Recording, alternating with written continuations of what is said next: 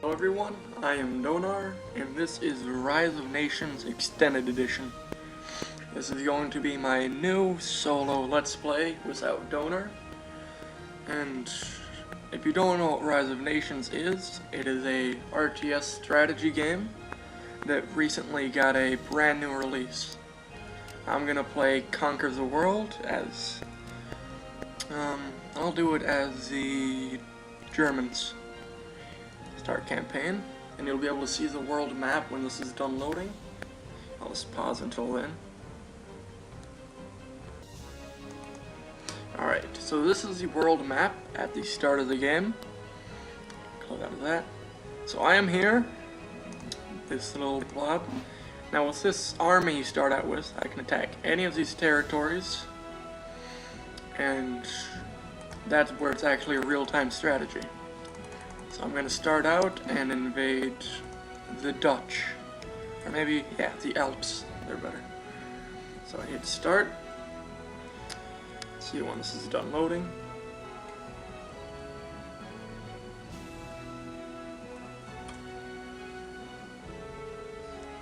Or didn't pause properly, so.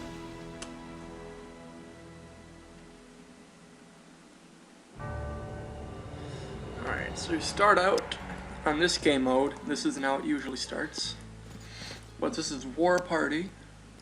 You go through and kill as many enemy units as you can. Like, there's one. And after you drive out the enemy, this territory becomes yours. But until then, you'll just have to watch me slowly walk around the map.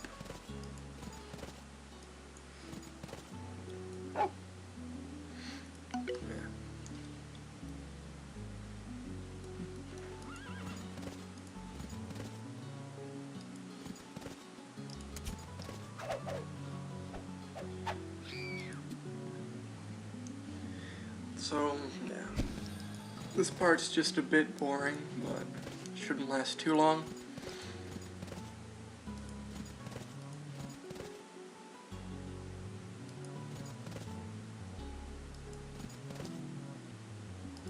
This is their territory, so.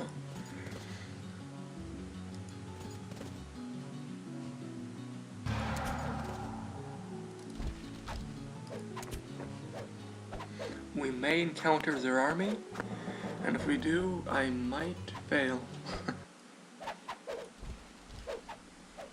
Ah, there they are.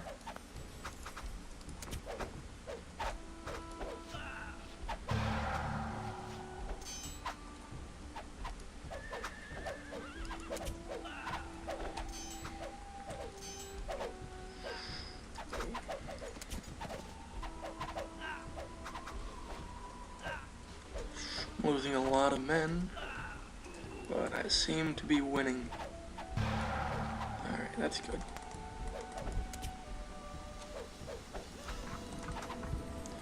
This is a pretty basic first episode.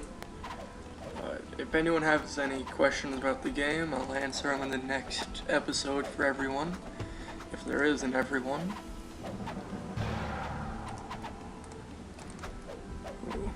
Stockade's killing me.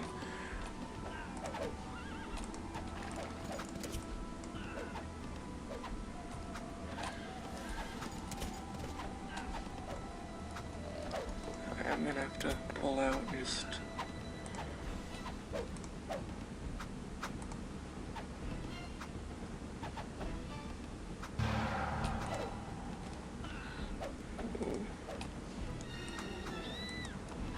Get my cavalry out.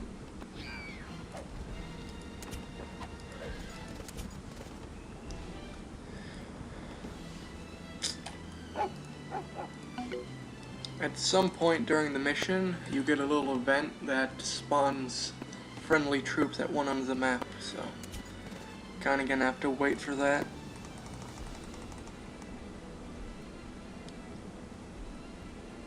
There they are. You can see over on this side some horse archers and some normal horsemen. Always nice. Just need 11 more enemies.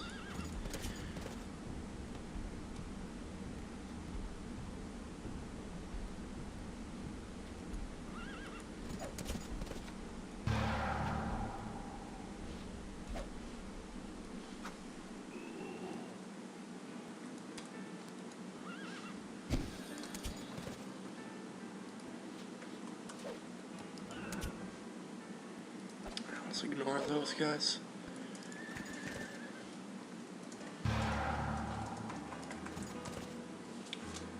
Luckily, it's very early on in the game, because late game, the longer you're in the enemy territory, you take attrition damage, and your troops tend to die very easily unless you have supplies. Alright, 5 more enemies. Where are they hiding? Oh, an army camp. There's the army. And this should be the end, because they're not going to survive. Alright. That was fairly easy. And one more. There we go. So, if you continue back, you can see what I won. A supply center, which allows me to do another attack. I got some money, which you can use to reinforce. And each rare resource a territory can have, it gives you a little bonus for each of your games. So, the more you conquer, the more bonuses you get. There. Now you can see everyone did something, except the Dutch. This is the entire world, by the way, not just Europe. You got Americans, Iroquois, Aztecs, so on. Not everyone is in here, but a lot of people are. Alright. But I won't be paying attention to them for long, because now I'm focused on Europe. So I'm going to attack the Dutch. Yes, declare war. And as you can see here, my army can support them. So in the middle of the game, not in the middle, in the beginning of the game, I'll get an extra army. You'll see that in a second. Have to bear through this loading screen.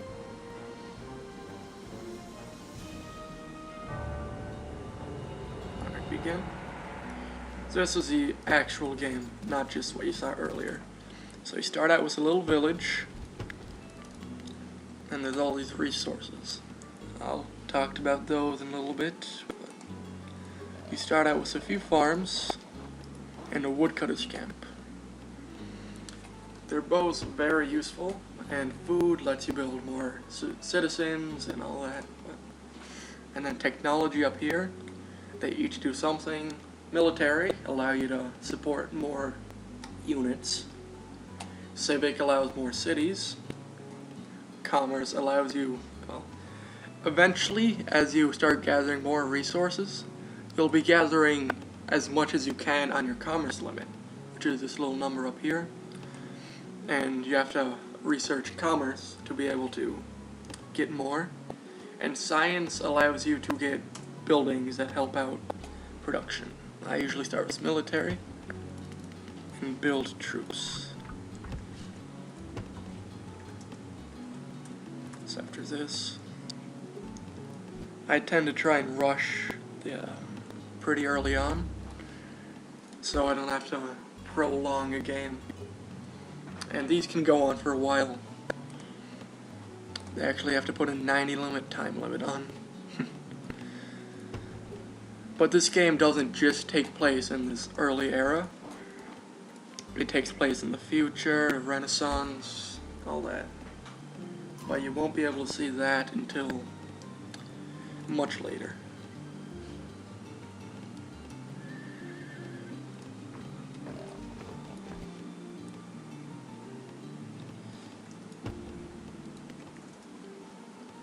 Get another farm going. Oh wait, I'm actually at my max, so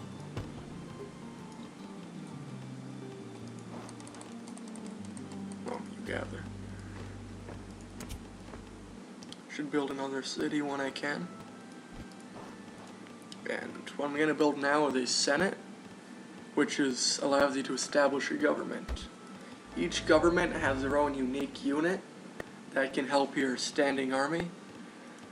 There, and you'll see it when it's constructed.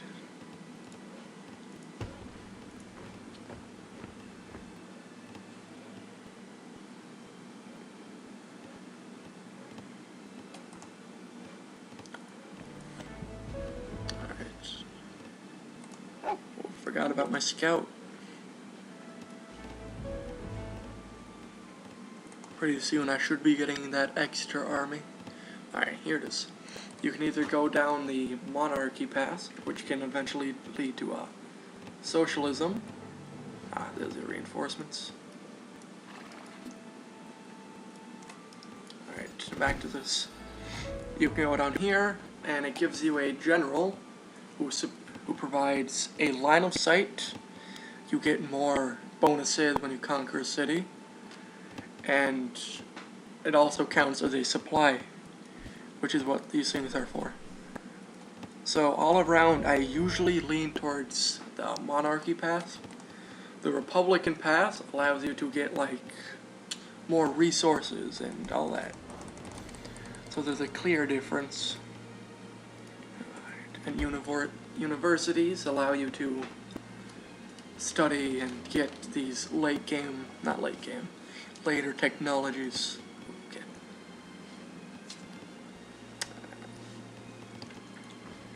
You'll see a lot of this later, because it's pretty early game on the first few episodes, but... Oh, and there's my general. You can see him there. And this is my army.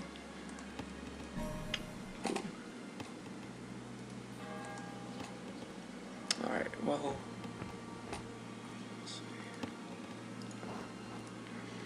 Now, if I want to conquer the enemy, which you definitely want to do, you want to build a siege factory, which gives you like catapults, trebuchets, all of those nice things. So as soon as I research military 2, it'll allow me to build them, and I can... Oh, I have no iron. Almost forgot about that. Alright. Going a bit too fast.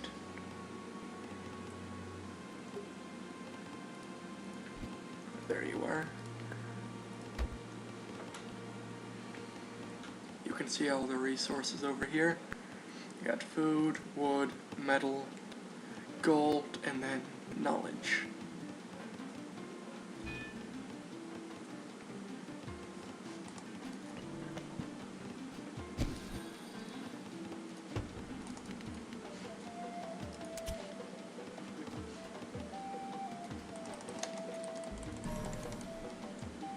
And then if you look around the mini-map, you can see little gray dots, and those are all luxury resources. And they each give you a little bonus, like obsidian. Archers, towers, forts, and cities gain an extra attack. Look up here. Wool, citizens are produced 33% faster and 15% cheaper. And you unlock all these by building a marketplace, which I should build right now. And then getting a merchant who will collect all of those and add the bonus to this current game.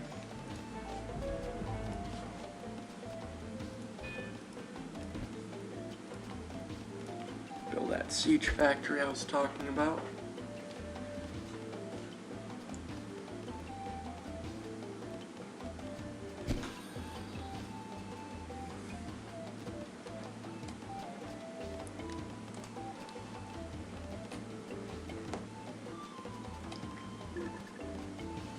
Alright, so if I build a merchant and put him over here, I'll get extra attack on all of my defensive buildings. I put them over here. Citizens are 33% faster and cheaper. I'm going to go with the citizens because I can still increase my city. Alright, this is the siege factory. And you want to build at least 5 or 6 of those catapults, because they definitely are necessary.